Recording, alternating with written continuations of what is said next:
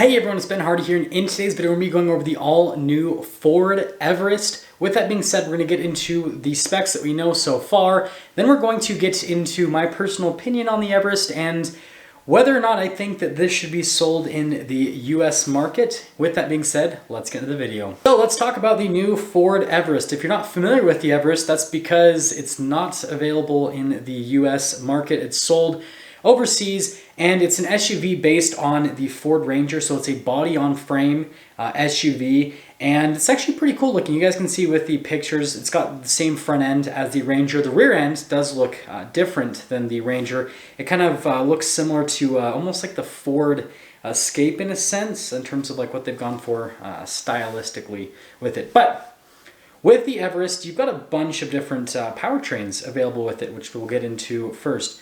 So first off, we've got a couple different diesels. There's 3-liter V6 and 2-liter inline 4, and those engines would just never be available in the US. The US doesn't really seem to like smaller diesel engines. But the engine that you guys will be familiar with, it's also available in the Everest, is the 2.3-liter EcoBoost. And in terms of transmissions, with the EcoBoost, you get the 10-speed automatic, and then with the diesels, I believe you get a 6-speed automatic with one and a 10-speed with the other. If I'm wrong on that, let me know in the comment section down below. And then on top of that, there's a couple different drive lines available. So there's 2 different 4-wheel drive systems, and then there is some markets being offered a 2-wheel drive version. Now, you guys are wondering what the difference in the 4-wheel drive systems. If you guys are familiar with the new F-150, you've got like the standard 4-wheel drive system where you've got 4-wheel high, 4-wheel low, and then 2-wheel high as well. And then you have the upgraded that has 4-wheel auto. And the upgraded 4-wheel drive system also feels different when you're in 4-wheel high. And so it's a completely different system. It's a little bit more advanced. And my personal recommendation, if you're gonna buy a Ford and you've got that option available with the vehicle where you can have the 4-wheel auto right with the upgraded 4-wheel drive system, I'd definitely recommend going for it. And then moving from the powertrain, I guess finishing things off with the exterior again. Like I said, front end, as you can see, looks very similar to the new Ranger that's coming out. And I actually think it's a really good looking SUV overall. It's kind of reminds me of the GMC Acadia in a sense from a stylistic perspective. But you know, it's got that larger SUV appearance. You guys can see again with the taillights there, they kind of pop up similar to the Ford Escape. And overall, just basically a Ranger. Instead of having a bed, it's got a cap on the back.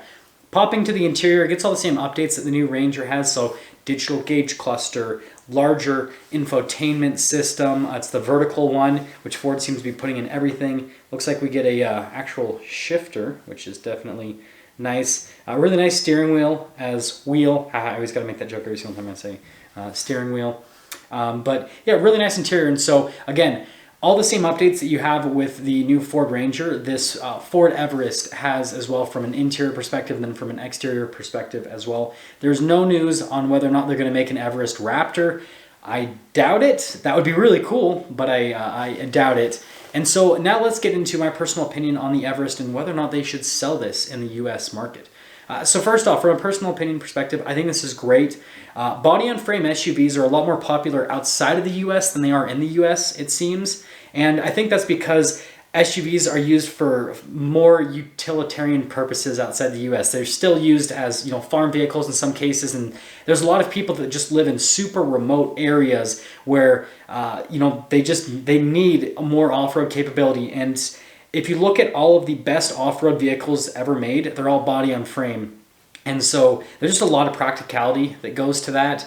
And so it makes sense. And, you know, in other countries as well, if their roads aren't as well paved, right? We're super lucky here in the US that like most of the country, even though, you know, we hear all this talk about how our infrastructure is all messed up, like most of the country has roads where you can drive a car on it, where there's places where like if you try to drive like a regular sedan, it's like good luck, you're getting stuck.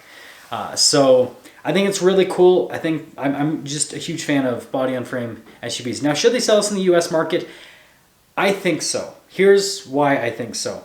So you look at like the Toyota 4Runner. Those sell like crazy. You look at the new Ford Bronco selling like crazy, the Jeep Wrangler. Now I understand Ford Bronco, Jeep Wrangler are kind of like in their own category. Like there's a specific type of buyer that's going for that because they want that cool retro boxy design. And if they get the, you know, more upgraded off-road packages, like with the Bronco, you've got the Sasquatch with the Wrangler, you've got like the Rubicon. If they're getting that package on those vehicles, then they're kind of like wanting something that looks even more beefed up and then, you know, some extra off-road capability. So there is kind of like a specific demographic that's like, you know, Bronco, Wrangler people, I kind of put them in the same category.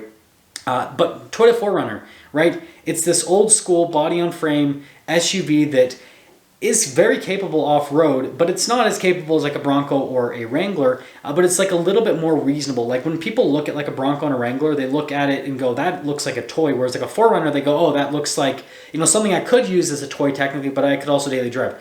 Now, the reason I'm making this distinction is I think that Ford doesn't sell the Everest in the US because of the Bronco, because they're like, oh, if someone wants a body-on-frame SUV that's about this size, they will go for the Bronco. But I don't agree with that opinion. I think there's a lot of people that want the body-on-frame SUV capability and the, you know, drive that you get with a body-on-frame SUV, but they don't want like the shouty looks of the Bronco, right? They want something that just looks like a regular SUV, but again, has that added capability. And I think that that desire and need is only increasing as time goes on. More people are getting into, you know, camping and overlanding and just general off-roading, right? And so more vehicles like that, I think it's a good thing. So I think that Ford should actually sell us in the US market, and you know, they could just do things super simple. They could just sell it with, you like what they did with the Ranger, one powertrain available, the 2.3 liter EcoBoost, see how it does, and if it does really well, which I think it would do really well, then just increase, you know, the packages that they offer in the US and then powertrain options as well. And I think that, I think that this would do amazingly well, just because of what people are looking for. I want you guys to let me know what you think about the new Everest, if you think that they should sell this in the US, or if you think that it would be a little bit redundant because we have so many SUVs with Ford now. I mean, if you look at it, like with the Ford lineup, we have, you know, the Ford Escape, and I'll probably end up like missing an SUV when I'm going up this. We got the Ford Escape. We have the Ford Bronco Sport. We have the Ford Bronco as well. We've got the Expedition. We have the Explorer. I don't think, I'm probably missing something. Maverick is a little truck, but it's kind of like a truck SUV thing because it's a unibody vehicle. So I'm going to throw that in there, right? So Ford has like a lot of different segments covered. But again, I think this is ultimately different enough from their other vehicles, because if you look at Explorer, if you look at Escape, if you look at the Bronco Sport, if you look, again, the Maverick, I understand is a little pickup truck, but still kind of fits in that category. If you look at the Maverick, right, those are all unibody vehicles.